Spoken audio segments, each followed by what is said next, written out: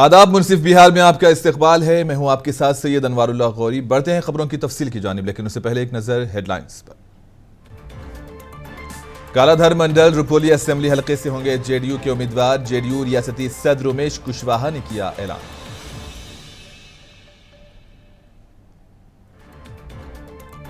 मरकजी वजीर बनने के बाद पहली बार गया पहुंचे जतिन राम मांझी। हामियों ने किया शानदार इस्तकबाल। अपने फराइज बखूबी निभाने का किया अज़्म।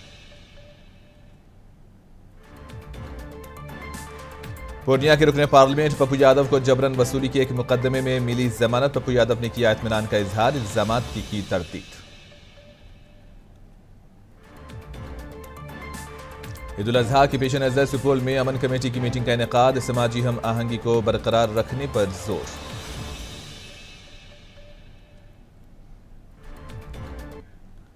रुपोली असेंबली सीट पर ज़िमनी चुनाव 10 जुलाई को मुनक्किद होगा। वोटों की गिनती 13 जुलाई को होगी। रुपोली हलके पूर्णिया लोकसभा हलके के तहत आता है। जेडीयू ने इस सीट पर अपने उम्मीदवार के नाम का ऐलान कर दिया। जेडीयू के रियासती सदर उमेश कुशवाहा ने एक प्रेस कॉन्फ्रेंस करते हुए कहा कि कालाधर मंडल रुपोली असेंबली हलके से जेडीयू के उम्मीदवार होंगे। उमेश कुशवाहा ने इस उम्मीद का इजहार किया कि कालाधर मंडल ज़िमनी इंतखाब में भारी वोटों से जीतेंगे। रुपौली विधानसभा उपचुनाव के लिए हम लोगों ने अपना उम्मीदवार तय कर लिया है। इस विधानसभा चुनाव के लिए एनडीए समर्थित जो हमारे जदयू के जो उम्मीदवार हैं, उम्मीदवार होंगे श्री कलाधर प्रसाद मंडल। हम लोग के माननीय मुख्यमंत्री, पार्टी के सर्वमान्य नेता, पार्टी के राष्ट्रीय अध्यक्ष नीतीश कुमार जी ने तय कर दिया, बड़ी सोच समझकर इन्हें अपना उम्मीदवार बनाया है।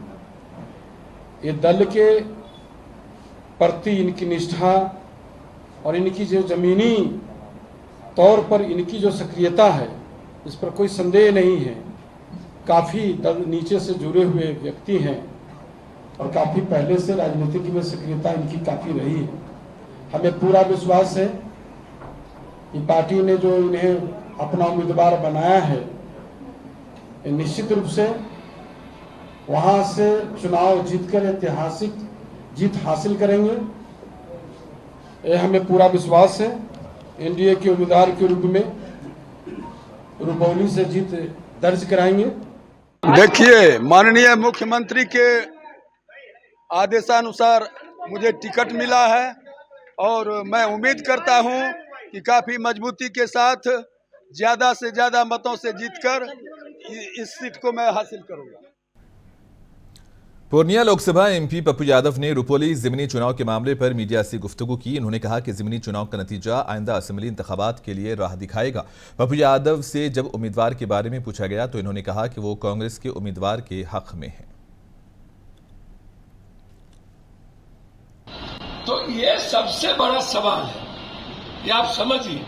इसीलिए चुनाव होना है, होगा। हम चाहेंगे कि इस चुनाव से मैसेज जाए कि ये सेमीफाइनल चुनाव था और चंडा चौकड़ी लोग अब खत्म हो गए, नए तरीके की राजनीति बिहार में शुरू हुई। तो हम चाहेंगे कि पुरानी घिसी पीटी राजनीति खत्म हो और एक नई लाइफलाइन जनता और बिहार की शुरुआत हो। उसमें मेरा प्रयास होगा इन चंडा चौकड़ी से अलग कोई एक रास्ता तय। सेमीफाइनल की आपने बात की, क्या सेमीफाइनल में आपके बैट्समैन उतरेंगे क्या रुपोली में? भैया, हम एक अच्छे लोगों की बात करेंगे ना जी, और भले लोग अच्छे लोग होंगे तो पप्पू यादव अच्छे लोगों के साथ तो खड़ा रहता ही है। मरकजी वजीर बराए एमएसएमई बनने के बाद पहली बार गया पहुंचे जतिन राम मांझी का उनके हामियों ने शानदार इस्तकबाल किया। मांझी ने गया के वोटर्स से इजहार तशक्कुर करते हुए कहा कि उन्हें गया का पहला वजीर आला और काबीनी वजीर बनने का एजाज हासिल हुआ। मांझी ने कहा कि पीएम मोदी ने उन पर बहुत बड़ी जिम्मेदारी डाली है। इन्होंने कहा कि वो अपनी जिम्मेदारियां बखूबी तरीके से निभाने की पूरी कोशिश करेंगे। गया गया के महान मतदाताओं के प्रति आभार व्यक्त करते हैं कि इन्होंने आज मौका दिया, जबकि मैं मानता हूं कि ये मौका तो बहुत पहले से ही हमारे पीछे थी, लेकिन पता नहीं गया कि मतदाताओं को क्या था, हमें उन्होंने भुला दिया था। लेकिन चलिए, अंत भला तो सब भला। आज उन्होंने किया है और जो गरिमा गया के लोगों को मिली है, मेरे माध्यम से मेरा सौभाग्य है कि गया का प्रथम मुख्यमंत्री होने का मुझे सौभाग्य मिला था और आज गया का प्रथम कैबिनेट मंत्री होने का भी सौभाग्य मिला है।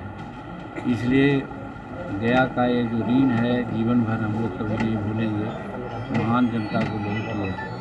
रही बात, हम नहीं जानते थे कि प्रधानमंत्री नरेंद्र मोदी जी हमको इतना बड़ा विभाग देंगे, लेकिन विभाग देते हुए उन्होंने कहा कि मांझी जी, हम अपने विजन का विभाग आपको दिया है। मरकजी वजीर पंचायत राज व अफसाइश मवेशियां राजीव रंजन उर्फ ललन सिंह का कहना है कि उन्हें जो भी जिम्मेदारी मिली इसे वो बेहतर तरीके से अदा करेंगे। ललन सिंह ने पटना में मीडिया के नुमाइंदों के मुख्तलिफ सवालात के जवाब दिए। ललन सिंह मुंगेर लोकसभा हल्के से मुंतखब हुए हैं और वो जेडीयू के साबिक सदर रह चुके हैं।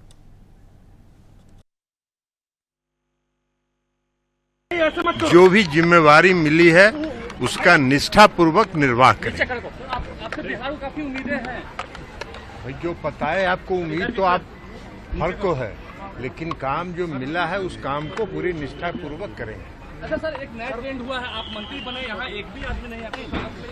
ये मंत्री बनता आदमी स्वागत है गुलदस्ता के लिए कि मंत्री बनता है काम करने के लिए। सर, कहा जाना कि मंत्रिमंडल से आप लोग खुश नहीं है, पकड़ा दिया गया। तेजस्वी जाके पूछिए ना, हम लोग पूरी तरह संतुष्ट हैं। उनको बिलाई के भाग से सिक्का नहीं टूटता है। कह रहे हैं कि बैसाखी पर सरकार बनी, इस बार बहुत अच्छी बात है। बैसाखी पर सरकार। अरे भाई, किसकी भी विश्वसनीयता पर उनका हिसाब हमसे क्या कर ले रहे हैं? उनको तो बता तो दिए कि बिलाई के भाग से सिक्का नहीं टूटता है, वो सिक्का टूटने के इंतजार में बैठे। बिहार की एक अदालत ने जुमेरात को पूर्णिया के एमपी राजेश रंजन उर्फ पप्पू यादव को जबरन वसूली के एक मुकदमे में जमानत दे दी। जमानत के मिलने के बाद पप्पू यादव ने एक मुकामी ताजिर के इस इल्जाम की तरदीद की कि पूर्णिया लोकसभा सीट से मुंतखब होने के फौरन बाद रुकने पार्लियामेंट ने 1 करोड़ रुपये का मुतालबा किया था।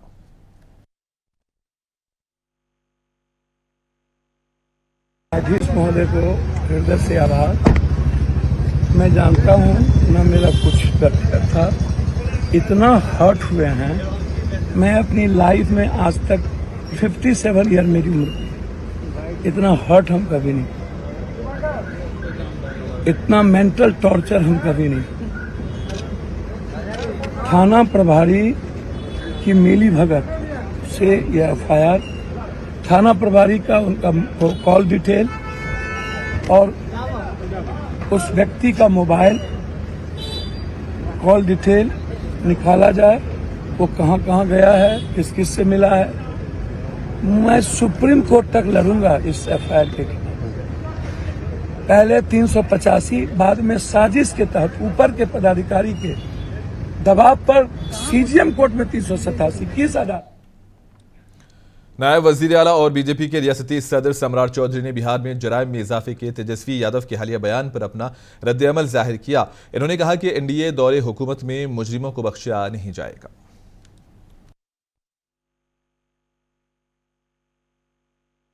को मानना क्या है, जो सामने है वो सबके सामने है। जिस प्रकार से लगातार गोलियां चल रही हैं, लगातार हत्याएं हो रही हैं, ये साफ दिखाता है कि कानून जो है पूरी तरीके से अपना काम नहीं कर पा रहा है। सरकार जो है पूरी तरीके से घिरी हुई है और पूरी तरीके से फेल हो चुकी है लॉ एंड ऑर्डर को मेंटेन करने में। और लिस्ट जारी की है कितने आपराधिक घटनाएं। नहीं, एकदम उस पर कार्रवाई शुरू हो गया है। अपराधी को तो छुपा के यही लोग रखने वाले लोग। भारतीय जनता पार्टी अपराध विरोधी है, आपराधिक बक्से नहीं जाएंगे। एकदम जिन लोगों ने भी अपराध किए किसी भी हालत में बख्शे नहीं। नायब वजीर आला बिहार विजय कुमार सिन्हा ने पटना के विकास भवन में बिहार ललित कला अकादमी, भारतीय नृत्य कला अकादमी, बिहार संगीत नाटक अकादमी की वेबसाइट लॉन्च की। इस मौके पर आर्ट कल्चर यूथ डिपार्टमेंट के सीनियर अफसरान भी मौजूद थे।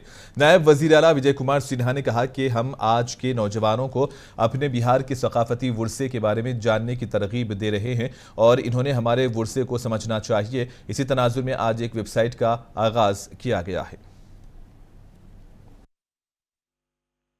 बिहार तो सांस्कृतिक विरासत का केंद्र के अंदर एक नए वातावरण बनाने में बिहार की अग्रणी भूमिका रही है और हमारे बहुत सारे ऐसे विरासत हैं जिससे हमारे बिहार के ही नौजवान अवगत नहीं है।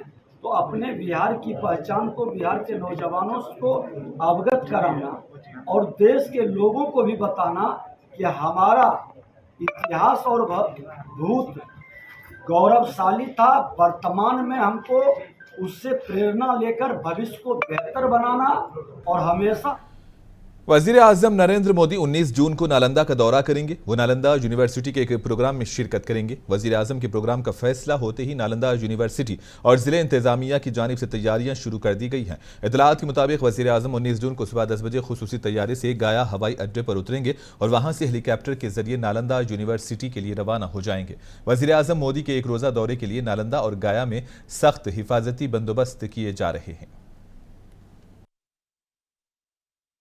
पटना के बामिती ऑडिटोरियम में खरीफ महाअभियान का इनेकाद किया गया। इस मौके पर वजीर ज़राअत मंगल पांडे ने इसका इफ्तिताह किया। इस प्रोग्राम की सदारत महकमे ज़राअत के सेक्रेटरी संजय कुमार अग्रवाल ने की।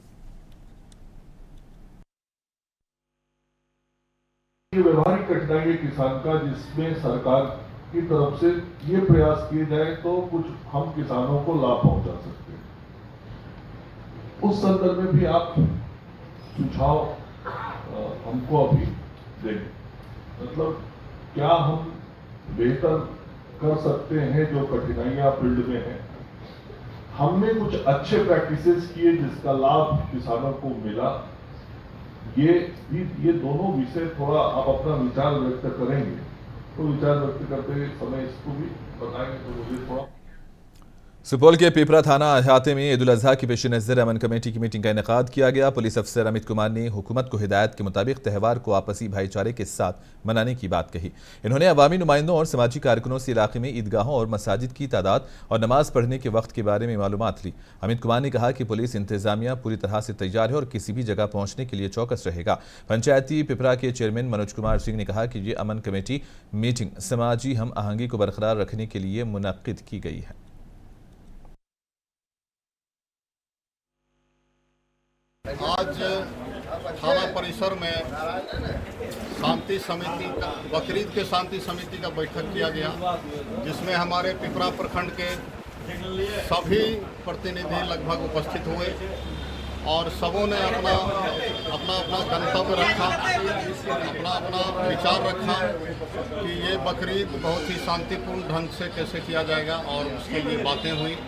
शांतिपूर्ण तरीके से बकरीद को मनाने के लिए दारूबंदी के ऊपर विचार विमर्श हुआ, बाजार के अतिक्रमण पर विचार विमर्श हुआ कि पिपरा में जाम लगता है, उसका अतिक्रमण कैसे हटे, उसके पीछे बात हुआ।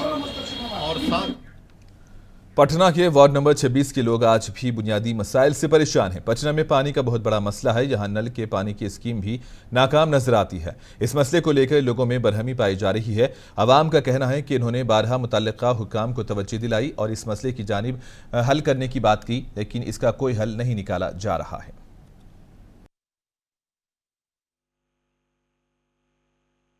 समय तक पानी आती है, वो भी गंदा पानी आता है। सारे घर में लोग उससे परेशान है, अस्त है, प्रस्त है, सब बीमार पड़े हुए हैं मोहल्ला में। तो आज जो पुतला जलाए उसकी क्या वजह रही? हम लोग रिटर्न में बहुत बार कंप्लेन किए, जिससे कोई सुधार नहीं हुआ। तो हम लोग पुतला जलाए उनके ऑफिस के कार्यालय के सामने कि उनका नज़र पड़े हम लोग के ऊपर कि देखिए आप हमारा रिटर्न कंप्लेन नहीं लिए तो ऐसे नज़र आए, कुछ काम कीजिए। हम लोग शिव चर्चा भी किए हैं कि उनका मति गति ठीक हो जाए, दिमाग ठीक होगा तो काम अच्छा कर पाएंगे, भगवान ने सद्बुद्धि दे। मोहल्ला में जो पानी आता है वो इतना गंदा आता है तो बीमारी भी तो होती होगी। बहुत गंदा पानी, बहुत बीमारी होती है। ये सरकार का नल जल योजना जो है तो मंदिरी में एक घर में भी अभी तक ले पाइप भी नहीं बिछा है। इस चलते हम लोग पानी का मांग कर रहे हैं कि अच्छे पानी मिले। अपने लिए तो लोग बिसलेरी पानी यूज करते हैं, चाहे अच्छे पानी कम से कम वार्ड नंबर 26 के जनता को जो है पीने का पानी बढ़िया पानी नहीं मिलता, वो कम से कम व्यवस्था करे। इनका 20 साल से ये लोग जो यहाँ के विधायक है, मंत्री है, इनके बाबूजी भी 10 साल विधायक रहे, अपने 2 टर्म में मंत्री रहे, लेकिन आज तक कोई इधर माने काम नहीं हुआ इनके। बिहार शरीफ स्मार्ट सिटी में पानी की किल्लत से परेशान मुकामी लोगों ने म्युनिसिपल कॉरपोरेशन के दफ्तर के करीब एहतजाज किया। वार्ड नंबर 27 पटेल नगर के मुश्ताल मुकामी लोगों ने म्युनिसिपल कॉरपोरेशन के खिलाफ नारे लगाए। मुकामी लोगों ने बताया कि शदीद गर्मी के दरमियान पटेल नगर में गुज़िश्ता 5 दिनों से लोगों को पानी की परेशानी है। मुकामी लोगों ने जेई और ऑपरेटर्स पर मनमानी का इल्ज़ाम तक लगाया। मुकामी लोगों ने बताया कि म्युनिसिपल कमिश्नर और दीगर हुक्काम को पानी के मसले से आगाह किया गया था, इसके बावजूद भी ये मसला हल नहीं हो पाया। इस वार्ड में क्या परेशानी है? पानी समय से मिल नहीं रहा है, यहाँ चाबी टूटा हुआ है और लोग बोलते हैं कि पानी नहीं आ रहा। कहीं से 2 दिन 3 दिन से गर्मी में हाल है कि पानी नहीं मिल रहा। तो अभी क्या सड़क अगजनी भी हुआ? अभी सड़क जाम हुआ था कुछ देर के लिए, प्रशासन के आश्वासन देने के बाद जाम हो गया। अभी तो प्रचंड गर्मी में कैसे आप लोग काम करते बिना पानी के? पानी ढोना पड़ता है, हाथ से लहर जाता है पानी ढोते हुए। तो आश्वासन नहीं मिला? भाई आश्वासन तो मिला है क्या? ठीक है, मिस्त्री आ गया जा रहा है काम करने, लेकिन अब काम होता है कि नहीं होता है, कितना देर काम होता है? दिक्कत 5 दिन से। अच्छा। अब पानी जो भी गिरता है गर्म पानी गिरता है, ठंडा पानी गिरवे नहीं करता। लगता है टंकी का पानी देता है, क्या देता है? हाँ। कोई पानी गिरता है, बोरिंग वाला गिरेगा तो ठंडा नहीं रहेगा सर। अच्छा, तो अभी लोग आप क्या किए? अभी आप लोग क्या करेंगे? पाइप उखाड़ देंगे कुल्ले, आप कुछ पानी कहाँ से? गोपालगंज जिले के महारदेवर गांव में एक नौबियाहता खातून संजू कुमारी की मुश्तबा हालत में मौत हो गई। संजू कुमारी फांसी के फंदे से लटकी पाई गई। पुलिस ने मौके पर पहुंचकर लाश को अपनी तहवील में लेकर पोस्टमार्टम के लिए सदर अस्पताल गोपालगंज भेज दिया। पुलिस मुतवफ़ी खातून की सास को अपनी तहवील में लेकर पूछताछ कर रही है। वाज़ेह है कि संजू कुमारी की शादी विकास चौहान नामी शख्स से गुज़िश्ता अप्रैल में ही हुई थी।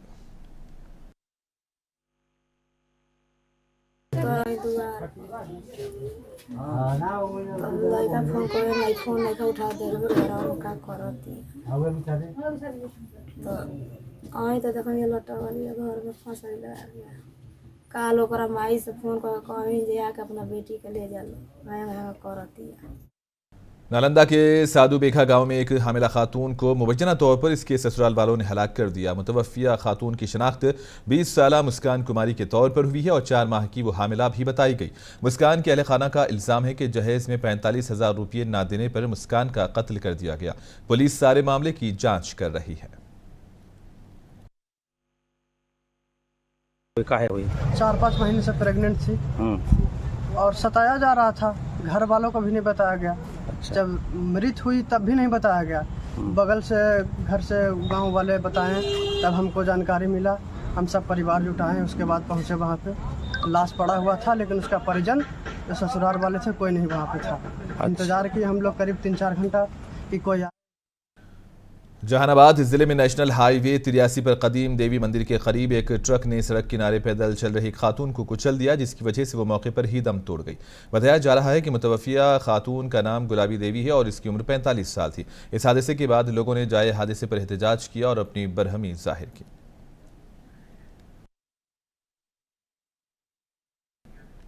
और आखिर में हेडलाइंस पर एक और नजर। कलाधर मंडल रुपोली असेंबली हलके से होंगे जेडीयू के उम्मीदवार। जेडीयू रियासती सदर उमेश कुशवाहा का ऐलान।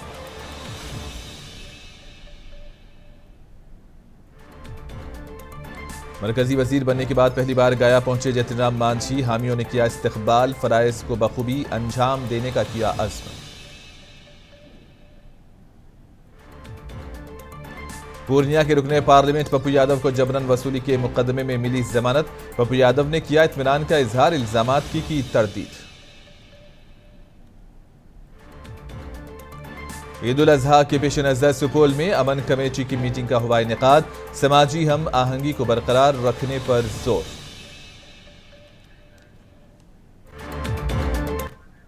और इसी के साथ ही खबरों का सिलसिला यहीं पर इख्तिताम पजीर होता है। दीजिए इजाजत, आदाब।